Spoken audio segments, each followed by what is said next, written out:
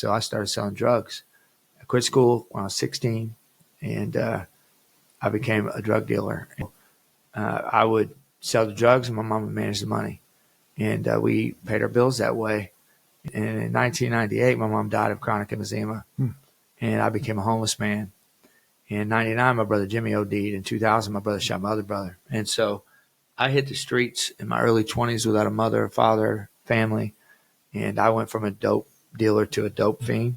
I had no way to cope, and I became a wretched mess. I mean, the worst, way worse than my brothers have ever been. And so in 2008, I went to prison for selling drugs in a school zone. 2008, I found a Bible in a prison cell, and I wanted to know what Jesus did with bad guys because I was one. And it's a free on the inside prison Bible. And I wanted to know what Jesus did with bad guys, and I found Romans chapter 3. It says there's none good, no, not one. And that was great news, to a bad guy, and terrible news to people who think they're good. And I realized Jesus didn't come to save good people because there are none. He came to save sinners. Paul said, of who I am the worst.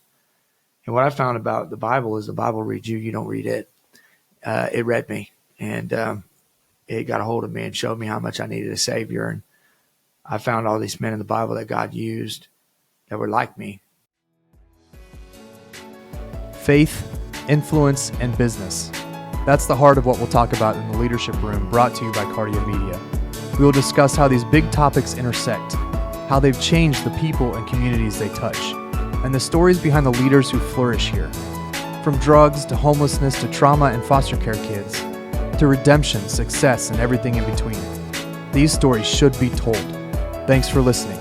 If you want to follow along with Cardia Media as we build the company, go to cardiamedia.beehive.com. That's KARDIAMEDIA.BEEHIIV.com and sign up for our newsletter. I couldn't be more excited for you to get a chance to hear from John Stroup, one of my great friends. This man has a story you wouldn't believe. He was a drug addict. His mom died. His brothers were hurting each other and in prison. Lost his mom. Became homeless. Had nobody. Had nothing. Was addicted to drugs. Went to prison. And then he found redemption. It's just an incredible story, and I think you're gonna really be encouraged and inspired by what he's doing. Not only did he come out of that, but now he's leading this amazing international ministry called Freeway Ministries, while investing in others that had the same issues he had. So prisoners are coming out of prison now, and he is spending his life investing in them, discipling them, and figuring out how to get them onto a right path, and having incredible success with this. I look forward to this conversation. I think you're going to really be inspired by the story of John Stroup and what he brings to the table. So enjoy.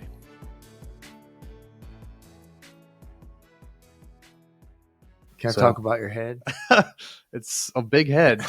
I mean, you just gave me this hat, Knucklehead University hat, which I've been asking for.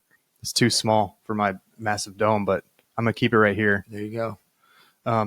But I'm so excited, John, to be joining me. This is John Stroup, co-founder and leads Freeway Ministries in Springfield, Missouri. The mission of Freeway Ministries is to reach the hard to reach with the gospel of Jesus Christ, one broken life at a time. He's a husband, father, author, podcaster, leader, fighter. And he has become a dear friend. I'm so thankful for his life. John, thanks for taking some time with me. Thank you. We've had some incredible conversations. It's been so sweet to be friends with you and grow a little bit together the last several years. You've been there for me as I've gone through my campaigns and prayed for me. And I think we met. Do you remember how we met? Was it through Jason or through like a Concord thing? I think it was Concord, the legislative, I don't know what they call that. Legislative breakfast. Yeah. And then the revival stuff. But, yeah.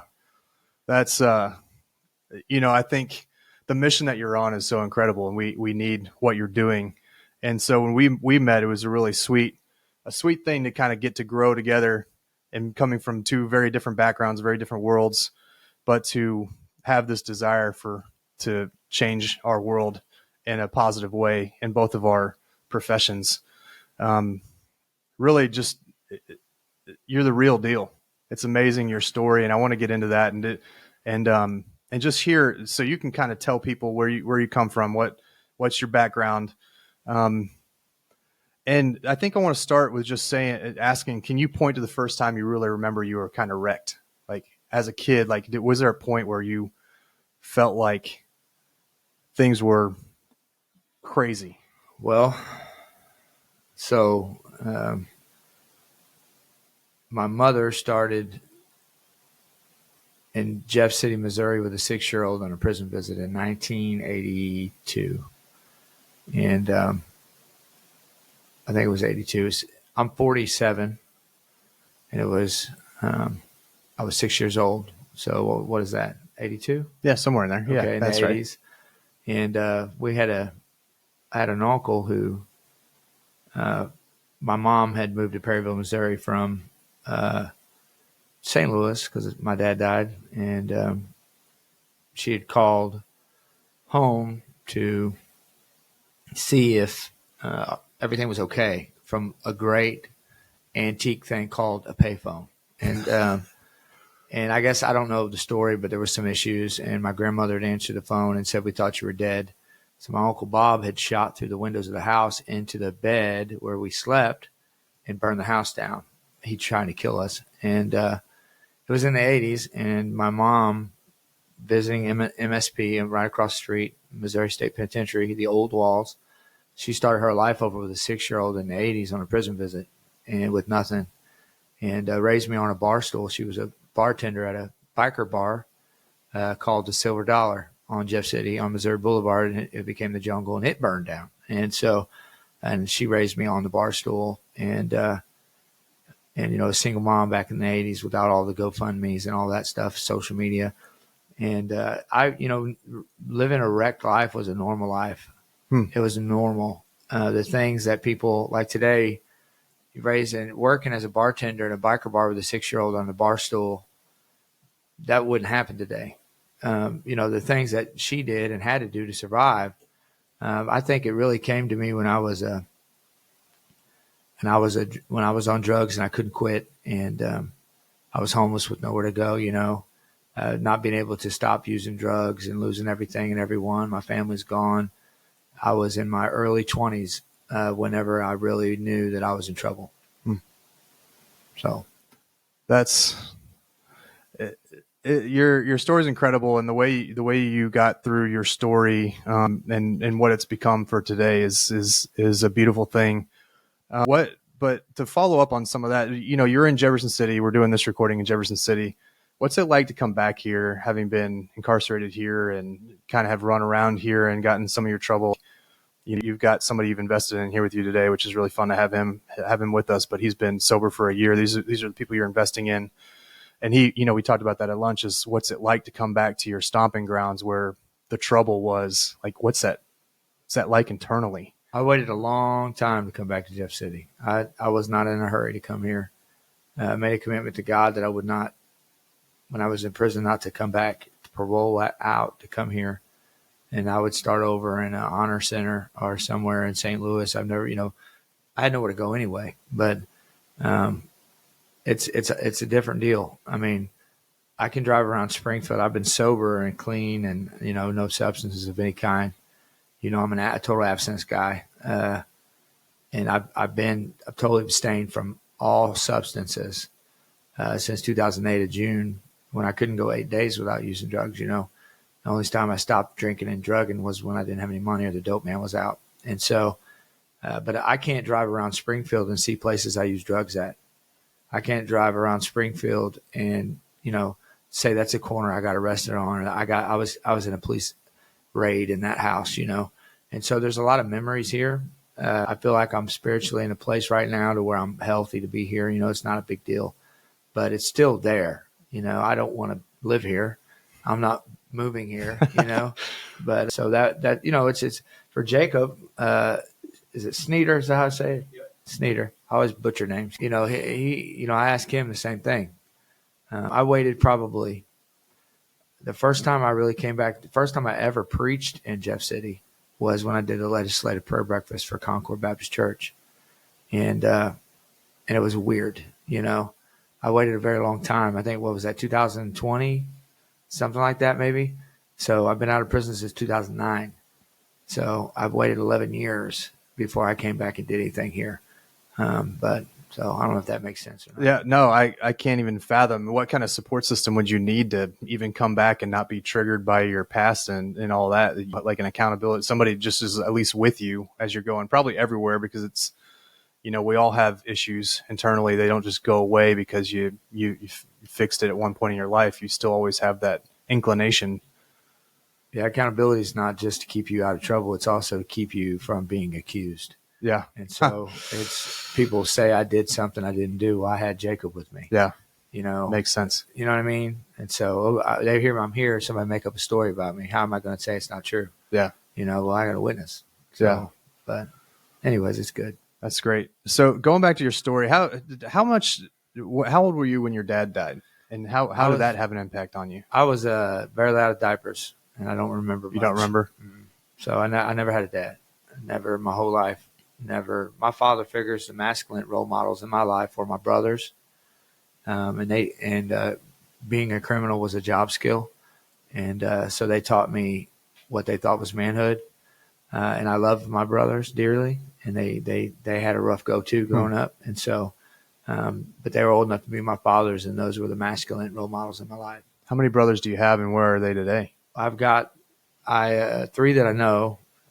One died in 99, and the other one was shot by my other brother in 2000. And the one that shot lived, and he's a homeless man in Fayetteville, Arkansas, somewhere. I've seen him once since 1999, or since 2000. I've seen him once, and he chooses to live his life that way. And then my other brother that had shot him, he lives in Kingdom City. Really? Yeah, and so I talk to him once a week. So wow, yeah. That's in my Senate district. I need to meet this guy. Yeah, I'll give you his number. We need to figure out a way to connect there. Yeah. That's your story is incredible. Again, I'll probably say it a million times. You got into drugs or at young. You were kind of the family job, the job skill, like you mentioned. That was just the somewhat of the path.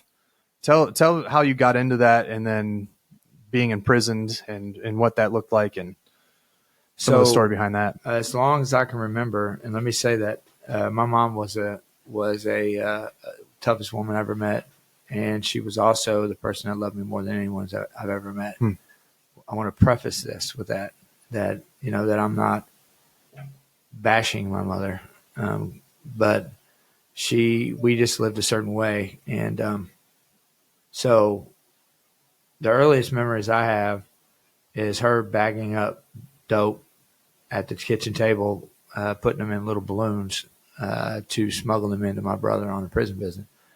I was raised in prison visiting rooms my whole life. Grew up, and I did time in prison as a little boy. My brothers would both be in prison a lot, and so I had a brother named Vincent, brother named Butch, and they were always in and out of prison. And I would be one week I'd be at prison visiting Vincent, and that same week on another day I'd visit my brother Butch. And my mom always brought drugs in to them, and so it was normal. It was like your kid seeing you drink a cup of coffee. I would watch her bag dope up, and so we lived that way. And so every time my brothers got out of prison, I was there with my mom to pick them up. I remember being 6, 7 years old, picketing a prison with my mom. I mean, and through my life, I was taught that evil was good and good was evil. I was taught not to trust authority. The police were always the bad guys. I mean, that's just how we were trained. If you come to the door and you knock, and I look at the people, it's a police officer, morally and ethically, the right thing to do for me was to go tell everybody the police is there, hide, not answer the door, right? And so, that's something that I've been kind of in my mind. That's where I come from. There's a saying in the street: you're either born in it or sworn in it. Being sworn in it means that you didn't come from that background and you became that way. Being born in it means that's who you are. That's who your family is. That's your bloodline, right? And so, I remember when I was a little boy, I was in elementary school, and they gave me a label. A stereotype is a defined or fixed idea about a person, place, or thing. That's the dictionary of stereotype. And so I received a stereotype. They said I had a behavior disorder. I was a bad kid, and I went to South School in Jeff City, Missouri, and they put me in the bad kid class. And I could do things there I couldn't do anywhere else. I was the bad kid. I got away with stuff. So I took the badge and ran with it. And I became the bad kid. And so 2 hours a day became a whole day in that classroom. And it was basically a little room they put all the kids that they didn't want to mess with, and they didn't want to corrupt anyone else. They didn't have alternative schools. They didn't have all the stuff they have today anywhere in Jeff City when I was raised up. So long story short, when I was 16 years old, my mom came to me with a Social Security and disability check, and then she came to me with a pile of bills, and the pile of bills outweighed the checks. And she said, we got to do something. And so I started selling drugs. I quit school when I was 16, and I became a drug dealer. And so I would sell the drugs, and my mom would manage the money.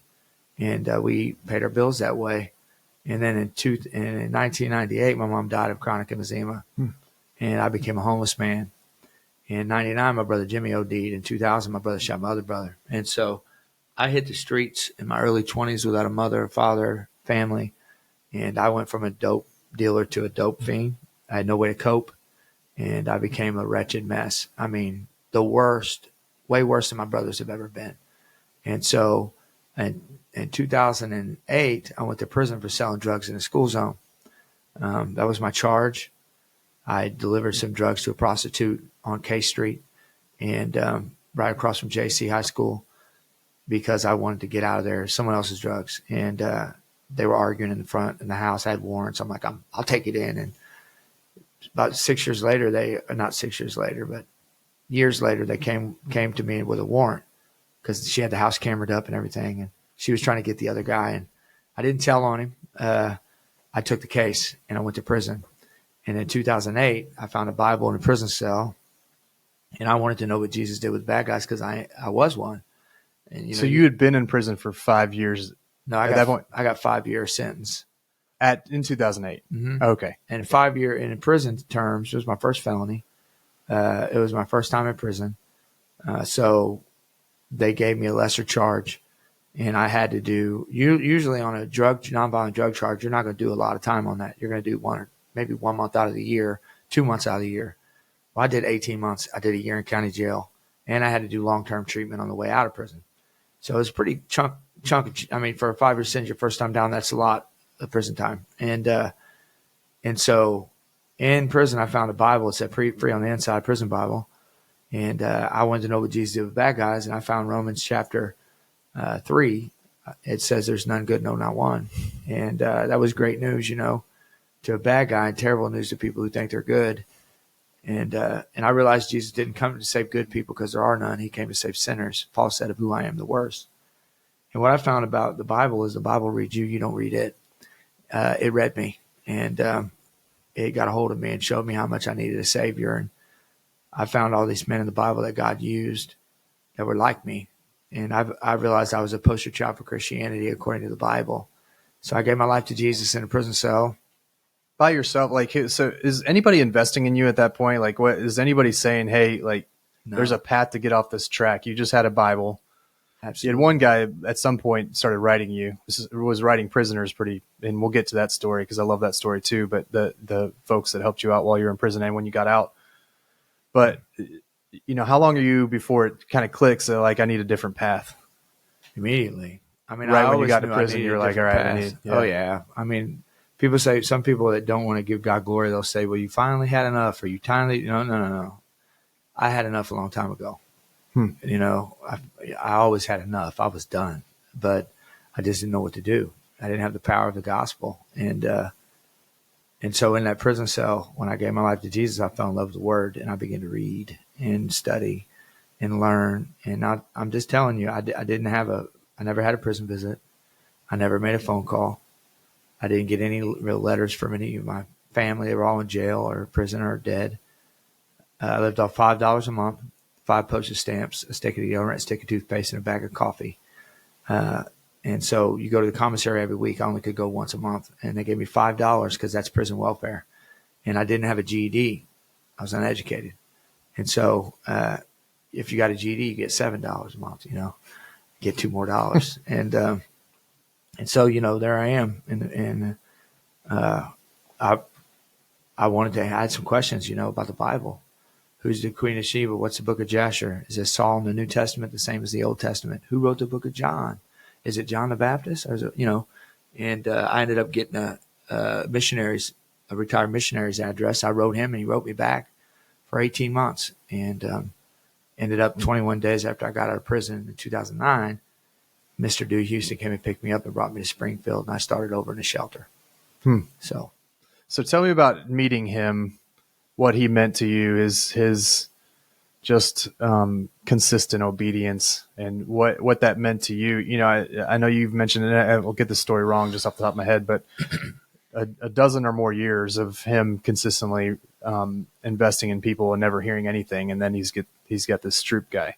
Well, I wrote him for 18 months. I got his address, not quite 18 months, but I got a new cellmate named David Hupman, and David Hupman gave me Dewey's address. And because I had all these questions, and I wanted to know who a real Christian on the outside that went to church, not one of these guys in prison, but somebody who's like really for real, outside involved, got some integrity. And so he gave me Dewey's address, and he said he's a retired missionary. And I thought, a missionary? That's awesome. I don't know what that is, but it sounds great, So I wrote him, and he wrote me back. And my 5 postage stamps from my prison welfare was so I could write him every week. And anyways, when I got out of prison, I had his phone number the whole time. He was on his letters. I never called him from prison. Never asked him, not one time, to accept a collect call. Didn't ask him for money. That what he was giving me was more valuable than any money, or I didn't want anything from him. I just wanted him to help me walk with God. And so when I got out of prison, I called him and I said, Mr. Houston, this is John Stroup. Thank you for writing me all that time, and you never met me. And it meant a lot. And he said, I've been writing prisoners for 13 years, and you're the first one to get out and thank me. And, I think, what if he would have quit? What if he'd have stopped? But he never gave up, because his motivation was the faithfulness of God, not people thanking him. And when you got out of prison, you were out for a couple of weeks before you went and stayed with him for, I don't know if it was a couple of days or if it was a while that you stayed with them. But can you talk through that story? Sure. So I got out, and I don't mention programs names or organizations names, because I just don't feel like that's edifying. Yeah. Especially if it sounds negative, it may not even be negative. So I'm not going to mention names. But I went to a place in Cuba, Missouri, not the island, and I was there 21 days. It was 2009, a recession. Couldn't find work, and I went and walked and looked for work every day. And Dewey said, well, they got work in Springfield, and I think you can get in the Salvation Army in Springfield. Big shout out to the Salvation Army, right? They help a lot of people. And he came and picked me up from Cuba, from Springfield, quite a drive, a couple hours, brought me to the Salvation Army, and they interviewed me, and they said, they'll accept me. But you have to go get a warrant check. By the time you do that, our offices will be closed. So you got to come back tomorrow. And Dewey said, I didn't have permission from my parole officer to move. I had permission to go see. And it was after 4. And I said, Dewey, I can't move without permission. I'll get a violation. He didn't understand that. He's in his 70s, And he said, it's a one-way trip, man. I'm not coming back. He said, I've already drove. This is my second round trip today. And so I'm calling the parole office, my parole officer's out. I'm thinking, man, I'm in trouble, And as we're going up the driveway to this place I lived in this program, the parole officer called from his cell phone, like 7 p.m. He said, you have permission to move. And which Jacob will tell you, that's a miracle. And so I go in there, I get my stuff, and Dewey Houston brings me to his house. And him and his wife, they're in their 70s. And he didn't tell his wife I was coming. And so I'll never forget walking in her door with all my little belongings, my donated stuff I got the last 21 days. My shoes that said Pookie on them. Somebody named Pookie gave to somebody who gave them to me, hand-me-down clothes, and no phone, no nothing. And she looked at him and looked back at me and looked back at him like, he's going to chop us up and put us in the freezer at night, you crazy old man. We're going to die. And I slept in the living room floor of their house that night. And I thought, well, God brought me here. And the next day he took me to the Salvation Army, and he gave me a $10 bill.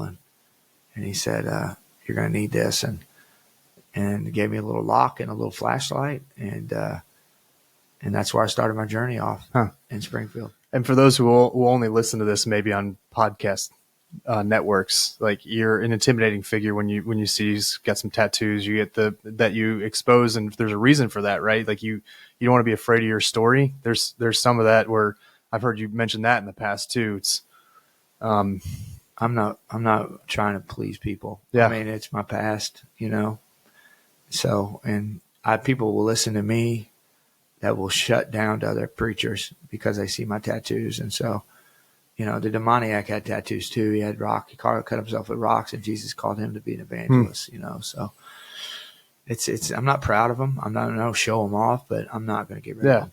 Yeah. I get it. It's just so, you've so many, we've been friends for a couple of years. So it's just, I've gotten these little glimpses of who you are and why you carry yourself the way that you do, and your story. And the vast majority of it is really inspiring considering what you've been through in your life. And so these have always stuck with me, is, these little moments in time where I've gotten to hear a little bit more about where you've come from and your story and why you do what you do, what motivates you. And so you had this missionary took you in, helped you find that job. And then you, from there, where do you go? How do you continue to move down a path of reconciling your life? And I know you, even at that point, you had a son, right? You had Keith at that point.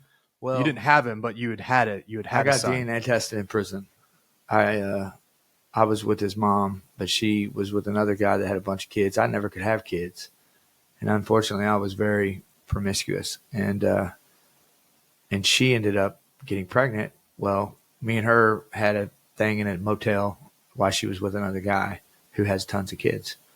And so she never even DNA tested me, but she was faithful before I went to prison to write me in jail and stuff. And so I was there for her. I was there for her when she had the baby, and I was even in the hospital, but I didn't think he was my son. I didn't sign the birth certificate.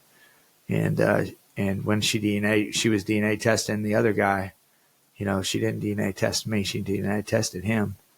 And so I ended up somehow getting her address, and I wrote her a letter and asked her to DNA test me.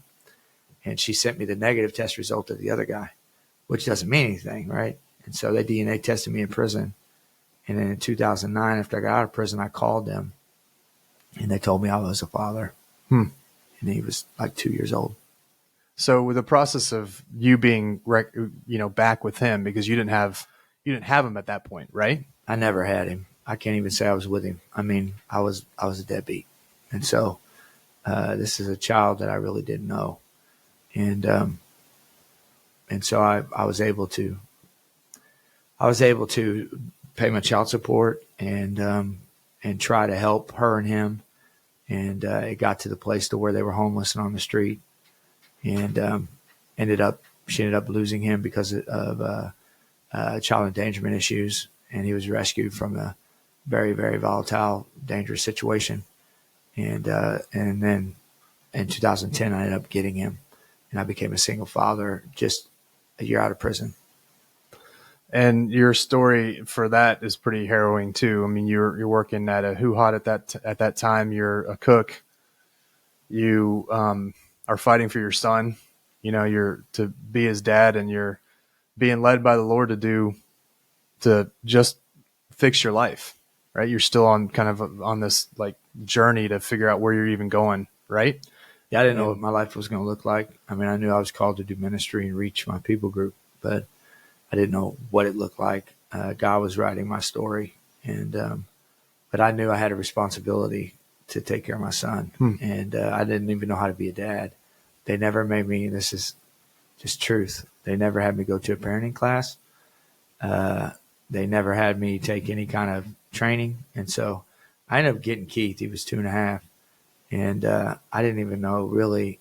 I mean, I potty trained him by myself. It was a miracle as a single dad, I didn't know what to feed him. I mean, I'm like, he won't sleep. He won't. They're like, what are you giving him? I said, just juice, and they're like, straight juice. I'm like, yeah, just juice, and feeding him Captain Crunch, and he was he was going on the yellow dye number 7, and sugar. And is that not good for kids? Because not that's supposed to like my do whole that. diet for No. my children, because they're just The ODI-7 is a bad thing. my 5-year-old is a carb loader. Yeah. She just wants carbs. But yeah, the dyes, they're no good. He's almost 16 now, so he's been with me ever since. He's a good kid. I like being around him. He's funny. He's real funny. He's a knucklehead. Is that where you come up with Knucklehead University? Like, where do you come up with this? So Knucklehead. you just gave me this Knucklehead University gear, which I've been asking for a little while. Just means you're hard-headed. You learn your lessons the hard way so you don't forget them. Yeah. Knucklehead. So, so from Hoo-Hot and raising your son and doing what's right in your mind in the eyes of the Lord, you're feeling called to redeem these pieces of your life, and you're walking out in faith, because not a lot of people are recovering, working at Hoo-Hot, don't have that much, and say, I'm also going to take on my kid and step into that gap. What happens from there? So when I get keys? Yeah. So kind of in that scenario, you're grinding it out. You're trying to potty train your kid. You're feeding, you're learning what to even feed a kid. Right. Where do you go from there? And when do you get into freeway? And So there's a lot to the story. I'm sorry. It's okay. So I was actually involved in another guy's ministry, and I was preaching for him. He gave me my first shot to preach, and do ministry. And my first ministry was carrying his lapel microphone box around, and then I would set the chairs up, and just do whatever I could do to get close to this guy and learn from him, And doctrinally, we're just different, and I didn't know what I believed. I was figuring it out, and so ministry is like a baby. I can help you babysit your baby, but I can't raise it for you. You're going to raise your kid the way that's a ministry. And anyway, so I knew that I was called to do this. I knew that God called me to reach my people group, people who struggle with generational crime, addiction, and poverty, and that's me. That's where I come from. And so I believe I'm sent as a missionary to edify the church, evangelize the church, and teach them how to reach this people group. And so anyway, I met some guys at a coffee shop. They had a burden. Mike A. had a Bible study, and I met him and a guy named Rick Lechner, and they were at this Bible study, and me and Mike became close, and they started coming to me with this outreach I was involved in. And anyways, I had to leave the outreach on good terms, but just doctrinally, I could not line up with them anymore. And so Rick had a pastor named Eddie Bumpers who was wanting to start a recovery ministry in his church. And we already had a vision. We already had I already had training. I had a model. We just wanted to change it, some things. And we presented to Brother Eddie, and he said, go for it. And so, I was a single dad. I was working 5 days a week. I had my kid in daycare. I was at the WIC office getting WIC. You know what WIC stands for? The Women, Infants, and Children. Women and infant children. But I wasn't a woman. But I was the only man at the WIC office getting WIC with a little boy, and I was on welfare, and there was times we couldn't get 2 gallons of milk from the store, we didn't have much, and but God took care of us, and eventually, we started Freeway as a ministry of a local church to reach this people group, and we had 7 people on the list, and the first night we outgrew our building. We had a building with 50-ish, give or take, and we had more than we could hold. And so we outgrew our building our first night, and then we went into a gym. And in 2011, we started. In 2012, we became a nonprofit. I was the executive director of a nonprofit on parole with a $60,000 a year budget to start, and I didn't get paid. I worked at Hoo-Hot. And then we realized the reason we became a nonprofit is we realized that what we were doing, other churches could do, and it would affect their church and the community like it had ours. And so we started another ministry on Friday nights at First Baptist Springfield in 2013. In the beginning of 2013, we opened end of 12, and in the beginning of 13, we opened our first men's home for people getting out of prison and in a situation like me, And so we just started planting these ministries. And then in 2013, I got a salary. And so it was $600 every 2 weeks. And we had 3 kids at home. And that's what I lived on. And when in this point did you meet Charla and get married? And just real quick, no, it's a I mean, part. Charla's obviously a huge part of, I mean, everything to you and Yep. a big part of what you're doing there at Freeway. So my wife stalked me. And I keep using names. I'm sorry. I don't know. No, you're okay. She was a stalker. And so in 2011, my Sunday school, one of my guys in Sunday school class, a football coach, and he told me about the sister who was struggling and started giving him things to do and some homework and stuff. And he listened and he ended up doing intervention on her and then, put her in treatment. Well, she came to Freeway, our second Freeway, and she got saved and gave her life to Jesus. And she had 2 mad teenagers. They were mad at her. And anyways, I was scared of women. I had a couple of relationships in another church that were rough, and I didn't know what I was doing. I had no idea how to be in a relationship, coming from my background. So I was scared, man. And I would put hymnal books beside me so women couldn't sit next to me. Not like they were after me, but I was just scared. And the usher started bringing Charlotte to me, And as I began to pray for a wife, and so I said, God, if you bring her to me again, then I'll ask her out for coffee. And they ended up getting smashed together in the aisle on the way out that night. And so I asked her if she would go have coffee with me. And she went from a drug addict to a preacher's wife in 6 months. We got married, and we blended a family together, 2 teenagers and a 4-year-old. How did that go? Nightmare. We fought for 3.5 years. Oh man! And how do you get through that? Like God redeemed our marriage. I didn't hide it. I was preaching with my wife, and then an hour later fighting like cats and dogs. And I would call her a spoiled brat. She comes from a little bit of money, and she would call me, "Ooh, Mr. Preacher." I mean, it was not good. And she would go cry, and I'd sit at the table trying to figure out what to do. And I called my pastor.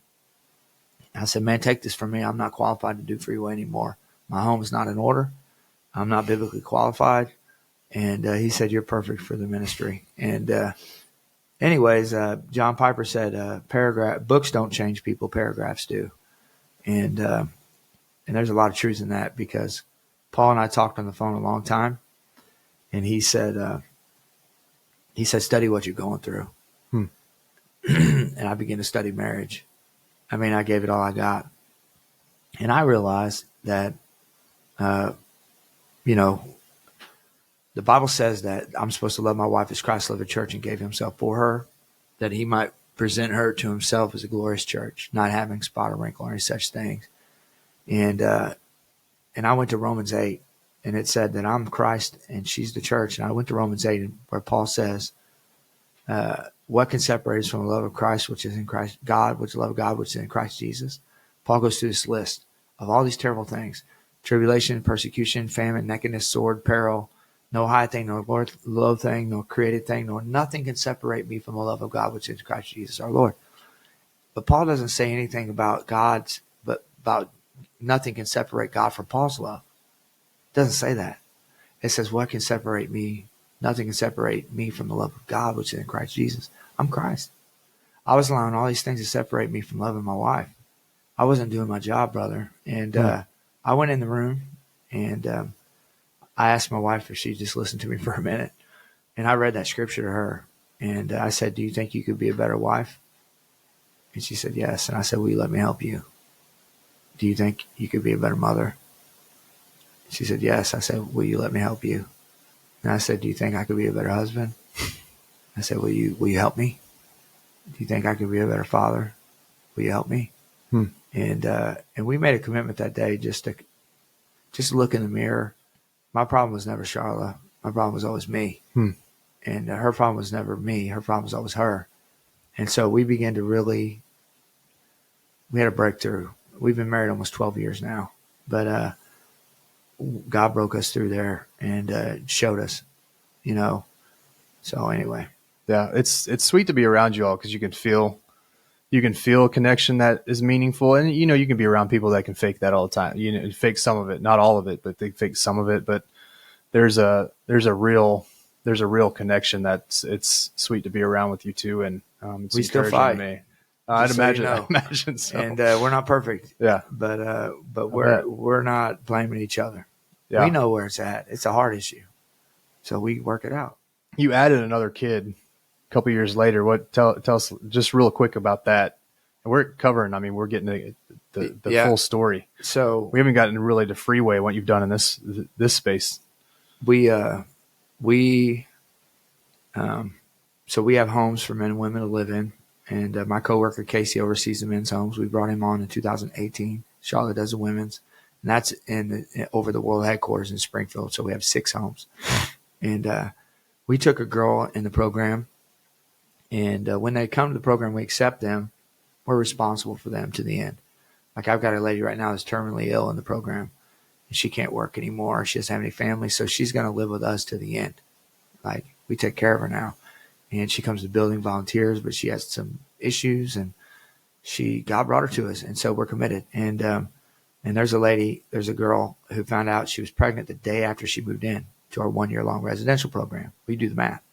She's not going to make it 1 year. She's going to have a baby. We don't have a baby program, right? And so we promised her we would help her.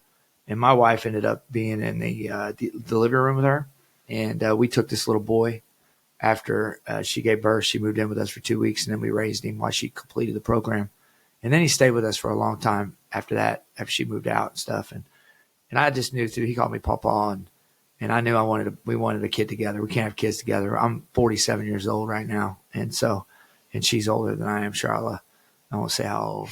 Yeah, older. don't. 6 don't, months older. Don't. 6 months. But that's still saying the number, yeah.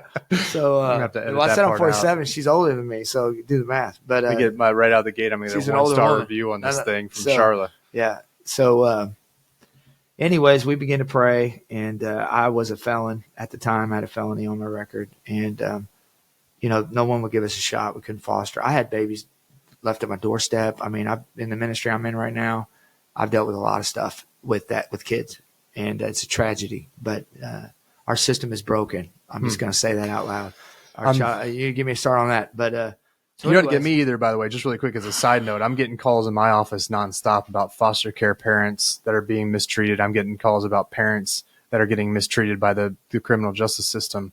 I mean, it's a mess. This is like, my wife and I have talked about this, and this is like a space where we feel like if the Lord's going to do anything in my life policy-wise, it's going to be around kids. And I think it's all been fired up by my wife doing foster care, adoptive counseling with kids. Yeah. But this space is just like, in the house, it was important to me, but it was never like a calling. But I feel like the Lord has lit my rear on fire on this thing. Like, we've got to do better. The department heads that I've met with, I call them all the time and chewing them out all the time because they're traumatizing these kids. They're traumatizing parents. They will admit to me, if we could create a system that's worse than this, they'd be surprised. Like, they say it from the department level. Well, we had a baby that was kept in the back of a camper, and it was bit up with fleas, and it was about 3 years old. And they called me and asked me if I wanted this baby. And so the mom was strung out on meth, and they would just put it in a bouncy seat in the back of the camper with a bottle in its mouth and drive it around, and they would just get high. And it didn't even have the motor functions because it was never picked up. It was never played with. It was just a bottle in the mouth. And they gave me this baby. So I ended up with this baby. And I called the police. And I was going to take the baby because I've been praying for a little girl. And but I wanted the state to be involved so they just couldn't come get this baby for me and take it. And they wouldn't come because they said it wasn't child abuse because the mom did the right thing and gave the baby up.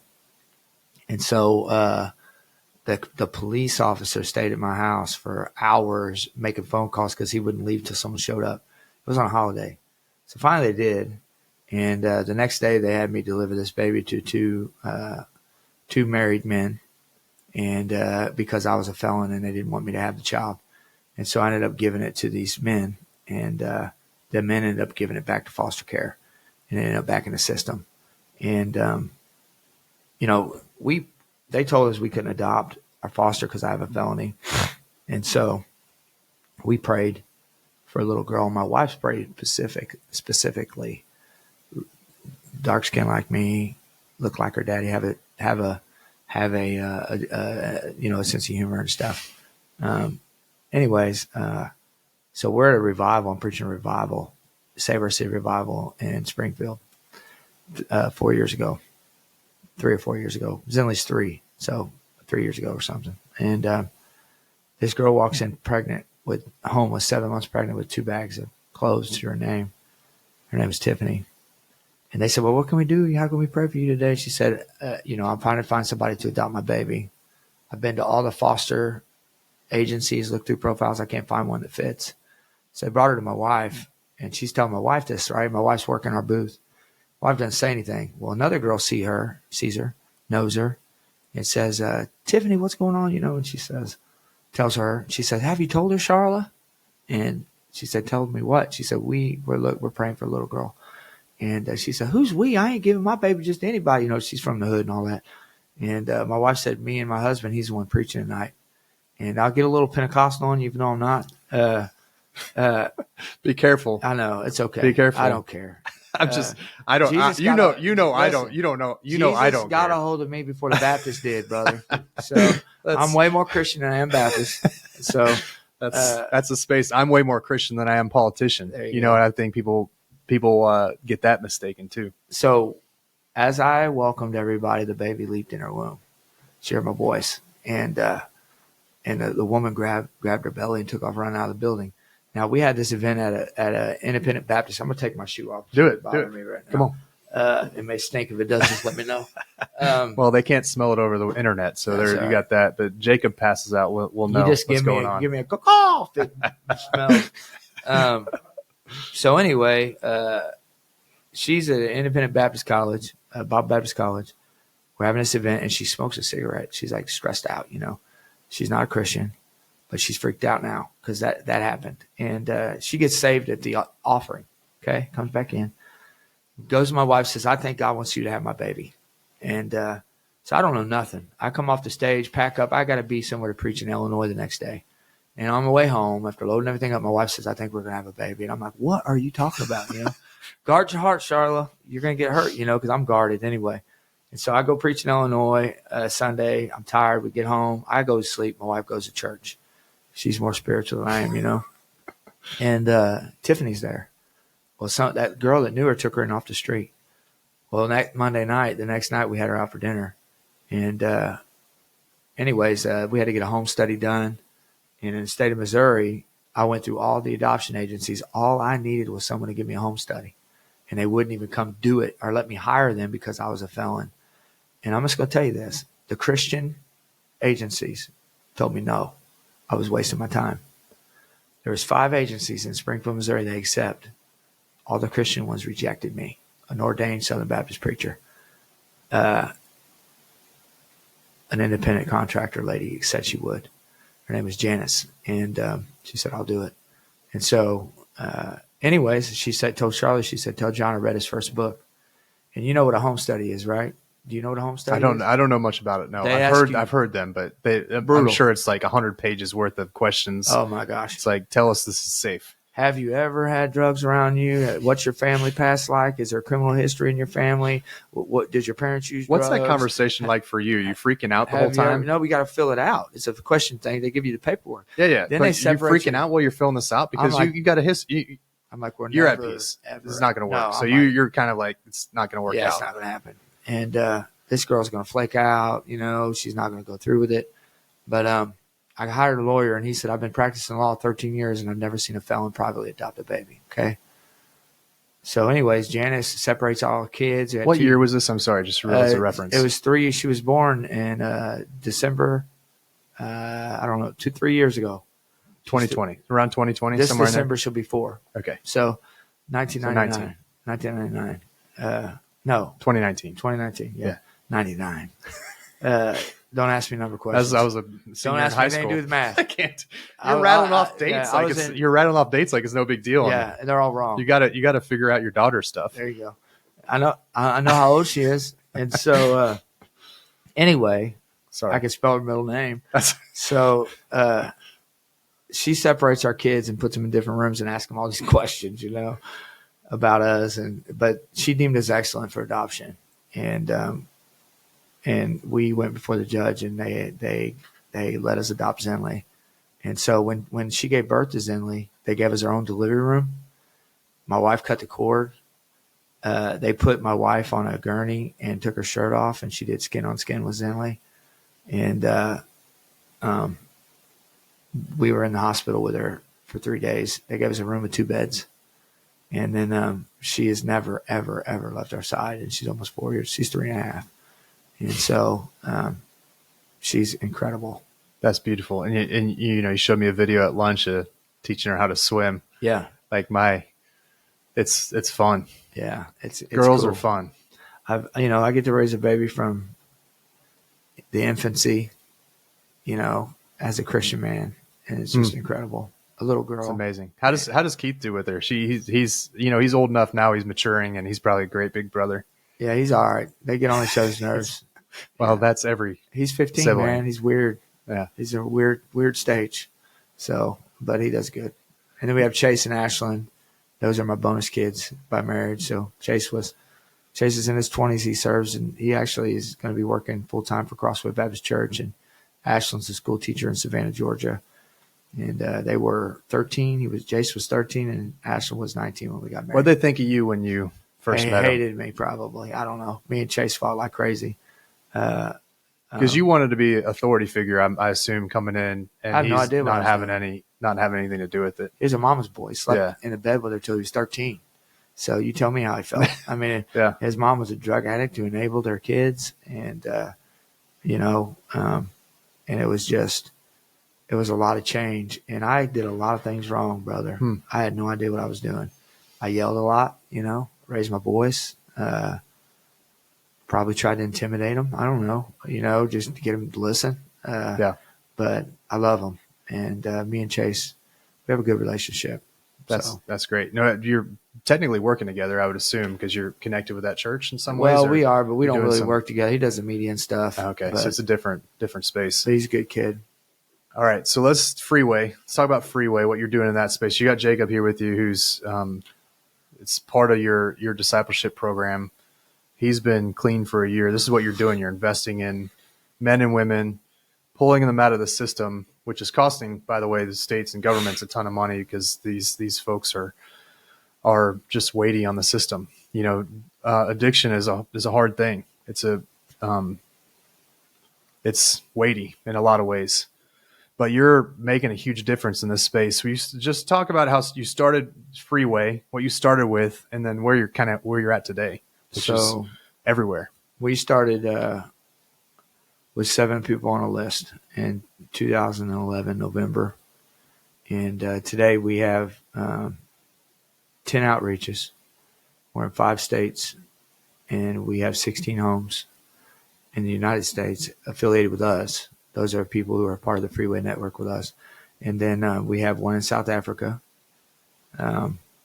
We had a burden just to reach our people group, our demographic of people. We feel like that the local churches, Jesus has given the church the burden and mandate to change the world. And so he blesses local church stuff. And so so my vision in my heart is to create these outreaches alongside local churches that meet on a Saturday night or Friday night, that meet monetary needs like food, clothing. We bus people in, but we do everything church does, church service, watch the kids, all that. And then we give an invitation, give people a chance to respond to the gospel. And then at the end of the night, after everything's done, we say, we'll see you next Saturday, but if you don't have a home church, we'd like to invite you too. We invite every Freeway outreach has an outreach connected to a local church. It's a ministry of that church. And we even pick them up on Sundays and take them to church. And so that's our model for our outreach. And then we open homes called discipleship houses, 1-year-long residential program where men and women learn how to live a Christian life. Incredibly intense, right? Like they're well, it depends on who you ask. Sounds intense to me. I mean, it's a pretty. Some of these guys are begging for structure. Yeah. They just want to know how to live. It's not a faith-based program because faith can be faith in anything. Mm-hmm. People say we're faith-based. I watch that. To the Christian that loves the Lord, watch the faith-based slogan, because faith-based is a way to get you to support them. But ask them what that looks like. And because we're not faith-based, we're Christ-centered. Yeah. And we are a Bible-believing, Jesus-centered ministry. And we disciple men and women for a year. And they learn how to budget, manage their time, overcome their past. They learn how to have healthy relationships. They learn how to set boundaries. They're 100% employed. We don't do medical assistant treatment, so we don't have any narcotics. They're all free of that stuff. And they're all members of a local church. They all serve in the community. And so it's been incredible. I mean, we have a low number of 25, a high number of 50 men and women in Southern Missouri, where I am, in our program. And the thing is that, what does success look like? And so that will people say, well, this is how successful we've been. Well, let's define your terms. What is success? Is success they're not going back to prison? Is success that they're sober? I mean, so to me, that's not success, because you can go to hell and not go back to prison. You can be a sober criminal. You can be lazy and not work sober. That's not who we are.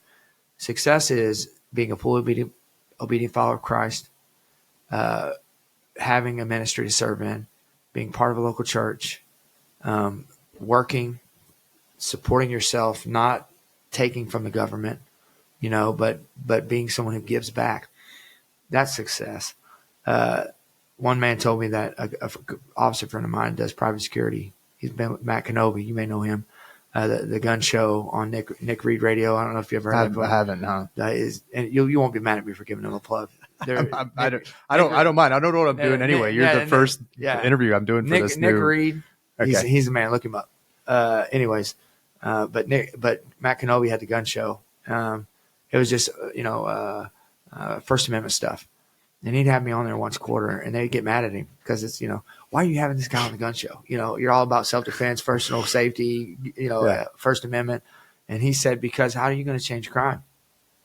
The only way you can change crime is if you change criminals. Yeah. How are you going to change criminals? It's not. I can tell you, it's not through government programs. We try to do all kinds of stuff that just doesn't work. An average criminal commits 100 crimes in their life. So what if we could take guys like Jacob, who's in his 20s, who, if it wasn't for the Lord intervening, would still be a criminal committing crimes? What if we can keep them from reoffending and make them productive citizens? What if we could multiply this thing and do it in every county and city in America?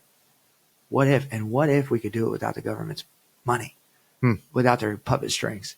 We save the taxpayer millions of dollars, okay? Millions of dollars.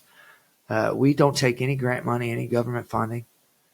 Our guys are not on any state assistance, and they're fully employed, working, giving back, and they're not reoffending. And so, and God's getting all the glory, because I don't have anything to boast in, Travis.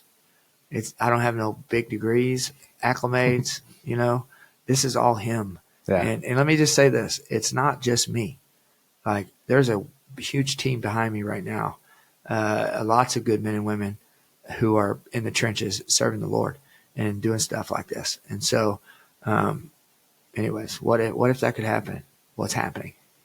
That's amazing. This is why you're so inspiring to me, is just like the vision that it takes to do something on the level that you're doing it, and the consistency it requires. It's easy to to hit the walls that you've hit. It'd be easy just to say, hey, I'm going to just do something else. The limits that you've had on your life that the Lord has broken through, which we need to get back to your story for a second, because you need to talk about your pardon and what it's like to be a felon, and then what it's like to be free from that, which I've never, I've only experienced being free from that, but you haven't. But there is a need for the vision part of it, and then there's a need for the execution, and that can only happen through execution over years. And it's it's amazing. It's amazing to be connected to you in that way, because I'm just inspired by the amount of work that goes into that, and even the business side of it. Which this podcast, I'm trying to do the intersection of faith, leadership, and business. How do you couple those things together and talk about those things in a way that isn't just, hey, here's a business podcast or hey, here's a leadership podcast, but how do you interweave those things in a way that's meaningful? I just want to produce meaningful content. And, so I'm gonna have my wife on here. We're going to talk about her counseling if she'll agree to it. She's like really, really opposed to some of this stuff, but it's what you're doing is so incredibly meaningful. It's so impactful on so many levels. Even as a politician, I'm viewing what you're doing. It's saving the state a ton of money. Even one person that comes out of prison, doesn't reoffend, doesn't go on benefits, goes into the job market, pays taxes, starts a family, does all the right things, gets involved in a church, starts volunteering. The benefits to that the ripples are phenomenal. And you're doing that now on a grand scale because your vision, your consistency, your execution. It's a incredible thing. That's so thankful that I get to walk with you at least a little bit in it. Me too. I'm thankful to walk with you, brother. So your pardon really quick. Let's end on this. I had like all these chapters I wanted to do. I sent them to you. I think we've covered some of it because I really, you're running a nonprofit. You've written books. You've got a podcast now, the One Broken Life podcast. How many episodes do you have on that? I don't know. There's maybe 4. There's dozens of them. But you probably 50 or so. Do you take folks that are in your homes and do those? Like you take stories one at a time? How do you do your podcast? And give me some advice on podcasting. Well, I want to make sure the person on the podcast is living the way that they portray to live when they're on the microphone. And so I need to know their integrity. D.L. Moody said a man who's wrapped up in himself is a pretty small package. And, there's a lot of people who want to share their stories, but I don't want them to share their story and then be on mugshots later or hear about the way they treat their wives or their integrity and their character. And so one thing I want to make sure is that they are who they say they are. And so I'm very careful to put somebody before I put somebody on the microphone. So I'm looking for stories, the intimate details of people's lives, because you see that guy on the street and you think, how did he get there? What happened to him? And so you hear about the negative impacts of drugs and crime. You hear about, crime and, prisons, and we have more prisons in America than anywhere in the nation. Some states are, Florida, for instance, I went and met with the Secretary of the Department of Corrections there. Good man, Ricky Dixon, godly man, loves the Lord, read my book. A legislator gave it to him. He read it and he called me, said, I want to help you. And I met him in Orlando, flew down there, met him. And he's over 145 prisons. The state of Florida has 145 prisons. 145, So how come? Well, it's because of drugs. Crime is drug driven 90% of the time. I'm not talking about crimes of passion, violence, jealousy, stuff like that, or, even sex offenses. I'm talking about everything else, drug driven. So my point, what are we going to do? What are we going to do about, help me remember the question again. I'm getting sidetracked in my mind. Yeah. So the podcast and how that's growing and how you're thinking through what you're doing in that space. So you take all these people that are committing these crimes. The devil's a fisher of men, just like Jesus. Okay. And so, how do we stop it? So we're able to reach these people that are going to continue to reoffend till they're 60 years old in a wheelchair, rolling their way through a DOC somewhere, Department of Correction, right?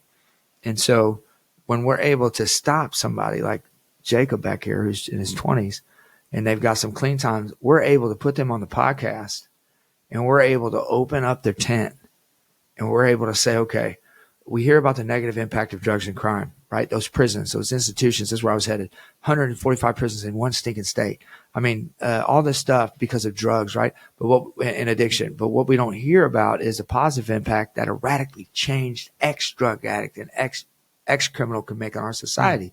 And so we're able to open up the intimate details of these people's lives. And let me just say, man, we have to stop stereotyping people.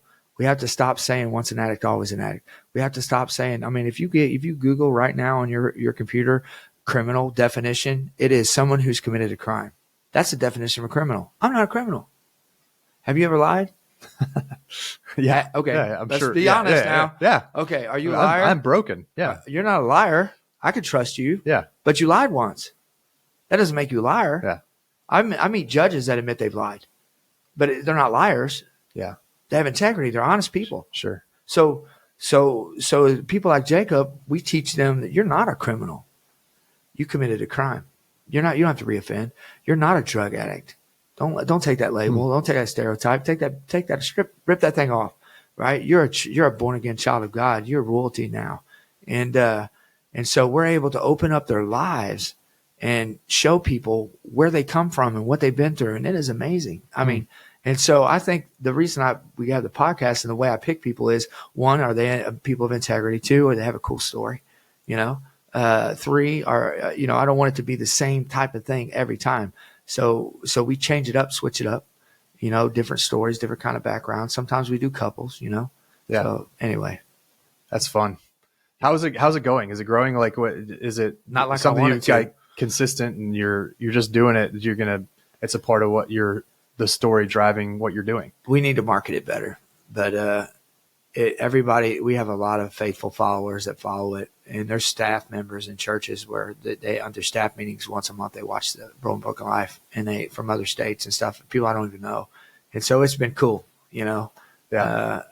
We're going to start marketing it harder. Well, so the plan on this media company I'm starting and I'm leaving my comfortable job for is we're thinking through how to create long form content like your podcast, like this podcast, chop it up and repurpose it for all the little platforms. And what you guys are doing is you just take these highlights that are incredible stories, right? You're talking to people that have been through the fire, have done some of the worst things maybe in our communities, but have realized that there is therefore now no condemnation for them any longer. They can move on and say, my past isn't who I am. Right. I'm a child of the Father, adopted into the kingdom. Like amazing stuff. Little snippets of that, even 1 minute videos, like just could go nuts. Right. You got to do that? Yeah. Let's talk about it. All right. I got your commitment on that. Well, yeah. Heck yeah. I love this stuff. Like media is, I need help with I that. love it. I love it. There are tools right now. It's unbelievable. Okay. This is like a major sidebar, but there are tools now like artificial intelligence. We were talking about lunch and the pastor we were with is freaking out about it. And I said, I think there's ways to utilize it that probably aren't the real scary parts, but there are ways to do it. We can talk about it. And I think you gotta take the long form, which is easy to produce on the front end because you already set up for it. You got your studio, you got your mics. And then on the back end, use some technology to chop it up and put it on YouTube Shorts, put it on whatever platforms you're comfortable putting it on, LinkedIn, whatever, Twitter, Instagram, if you want to go into TikTok and the Chinese following you around, whatever. I'm not scared. Well, that's good. I have a board member who's like, don't do it. Don't do it. Yeah, she's in a political arena. Do you have, are there moments, let me ask you this as a response to that. Like you have moments where you have somebody like that tell you to, and it's like motivating for you to want to do it? No, I listen. I'm not a rebel. I have 9. I mean, you're handing out Knucklehead University shirts and hats. So well, that's where I come from. School hard knocks. Yeah. Listen, so people who learn the hard way never forget the lessons. I love it. So it's so good. So the podcast is going fine. The business of running a nonprofit, like as the executive director, kind of running that, how do you think about growth there? Because your message is so powerful. You're speaking all the time, all over the country. You're having these long revivals, and you're in the midst of building. I mean, whether you like it or not, you're a brand. You're in front of people. You're speaking. You have books. You have a podcast.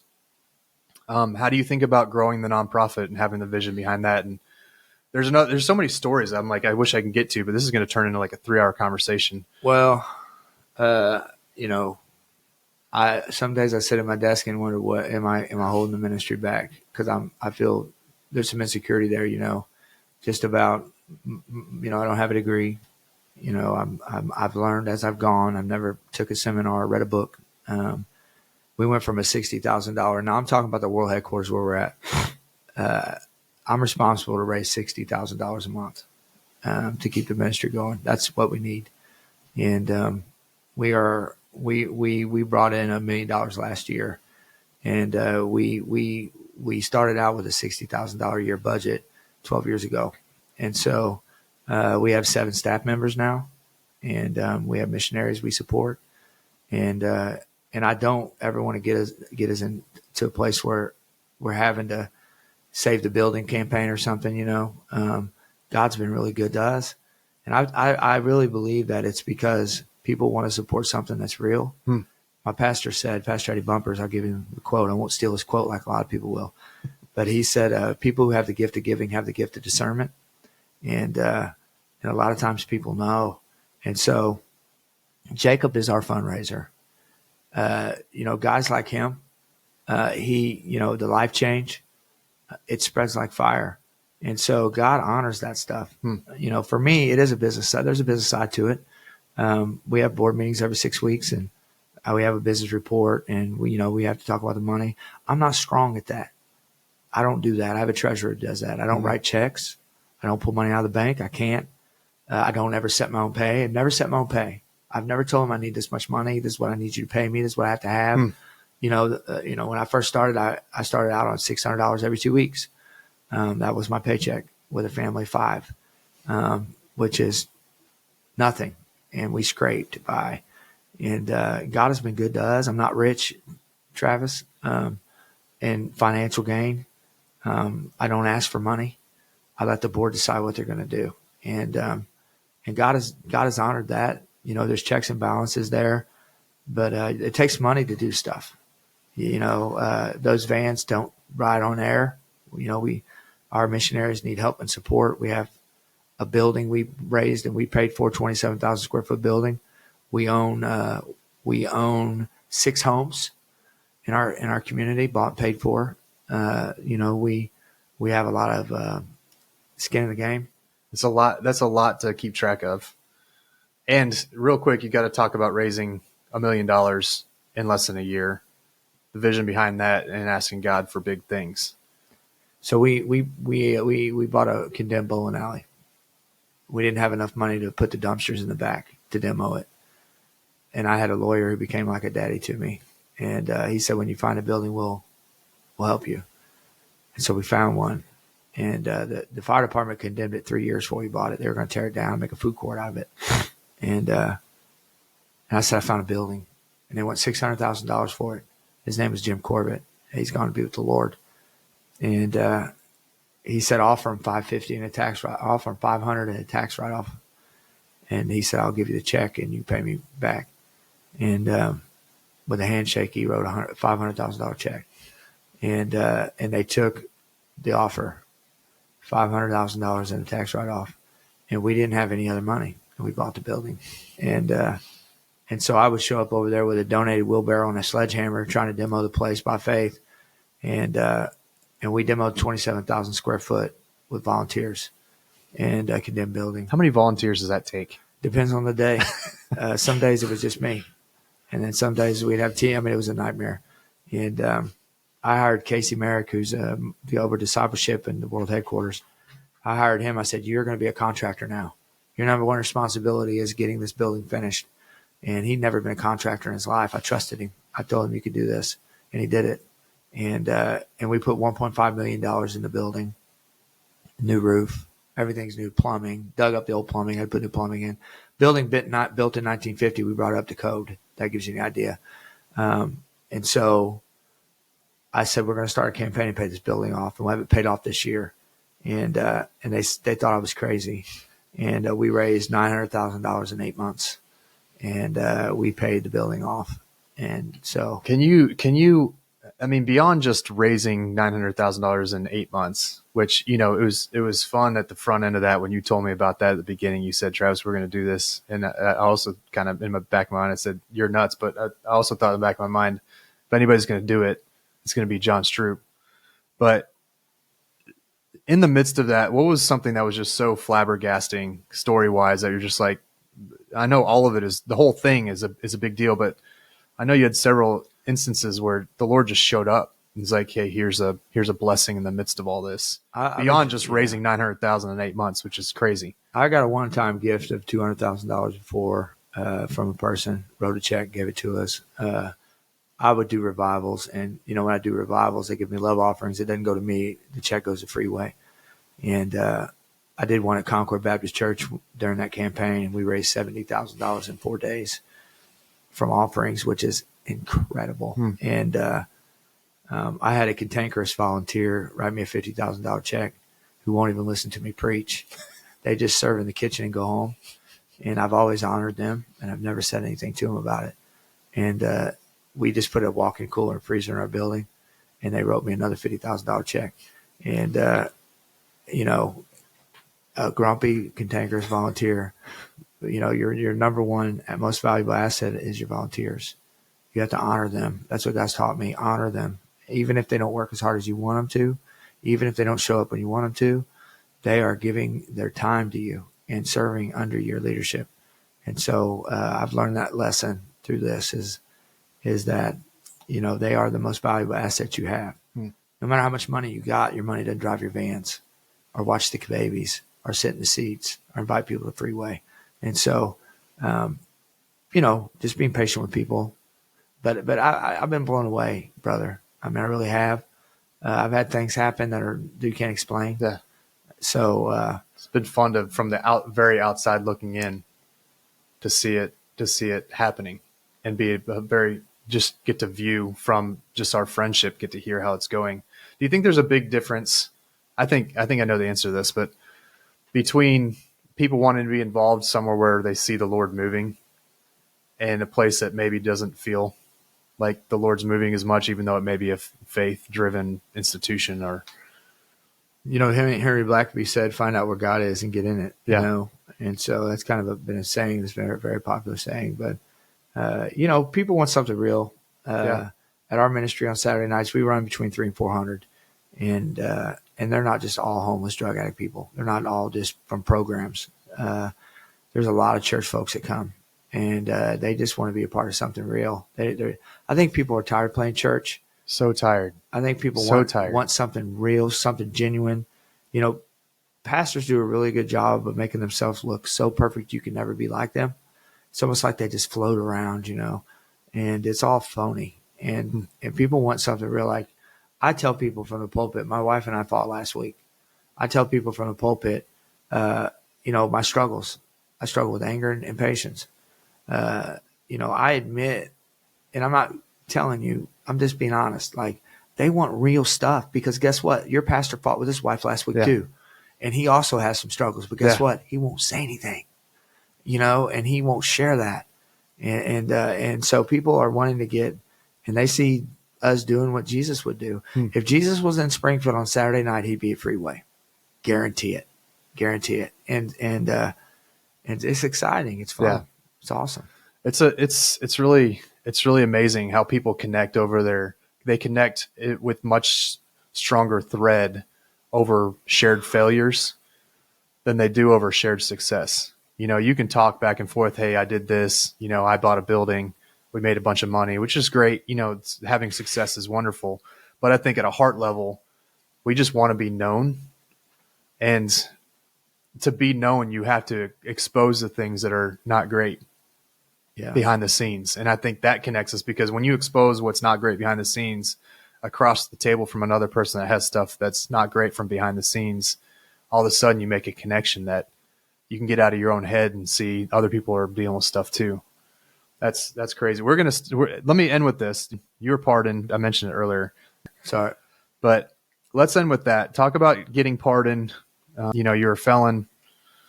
Drug charges, nonviolent drug charges, and the governor of the state of Missouri gave you some great news a couple of years. Has it been 2 years yet? I don't know. I don't remember. It's been a year or so. It's been probably 2 years.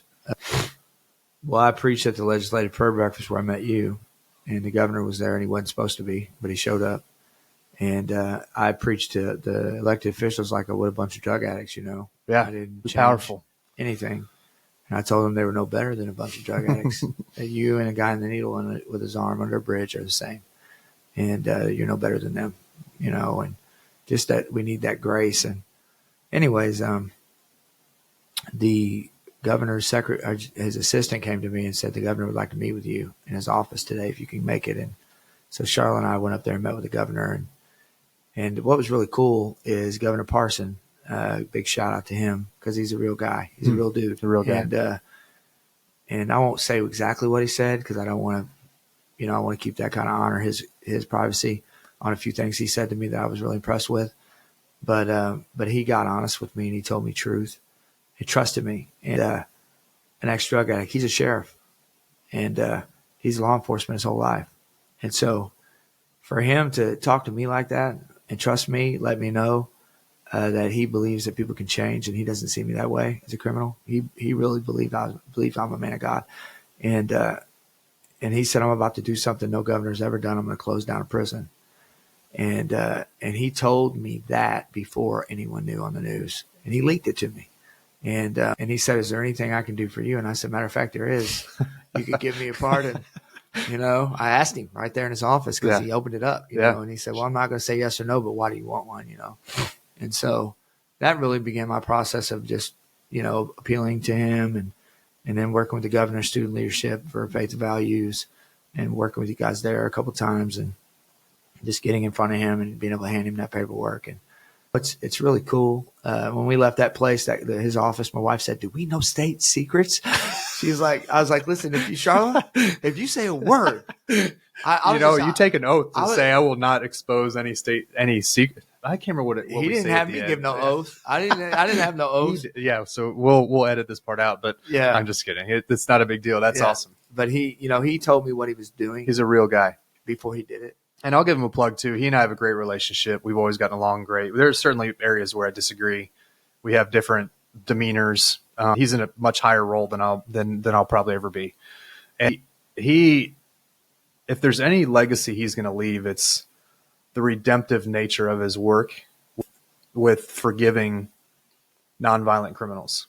I mean, every month they're pardoning or commuting sentences for dozens of people every month. There's no governor that's whittled that down like Governor Parson has done so intentionally month after month after month after month after month.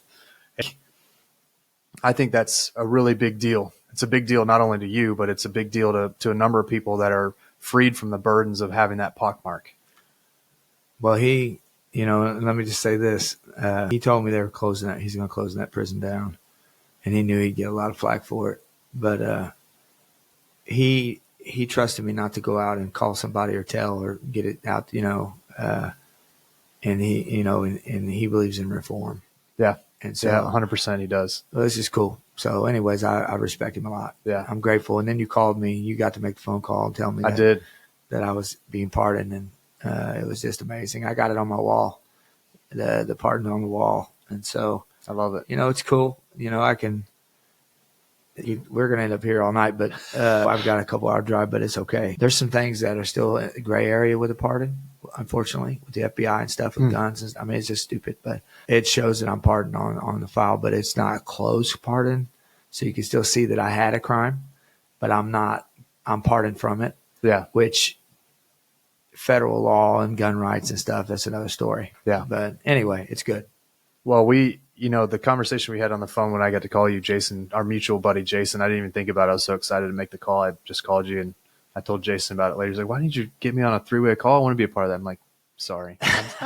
I don't think Poor about Jason, these things. he always gets left out. That's not true. He forces his way in about everything that's fun. Yeah. But John, man, thanks for the time.